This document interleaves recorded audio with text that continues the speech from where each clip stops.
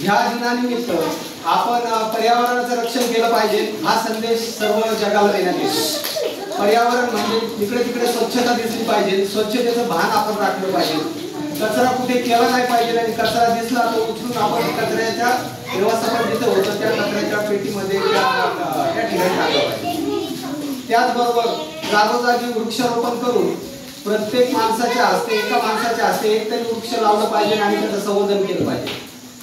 त्यामुळे पुढील येणाऱ्या काळामध्ये पर्यावरणाचा हास होणार नाही, टायमावर बरोबर पाऊस पडेल आणि ही पृथ्वी हरीभरी होईल आणि या ऑक्सिजनचं निर्माण एवढं मोठ्या प्रमाणात होईल का आपल्याला कुठलेही आजार पाण्याची तुमच्या आयुष्यात होणार नाही। तरी प्रत्येक मुलांनी हे भान ठेवावं की आपल्याला आयुष्यामध्ये वृक्षरोपण आणि वृक्ष संवर्धन हे प्रत्येकाने जबाबदारी घेऊन प्रत्येकाने किमान एक झाड तरी लावलं पाहिजे।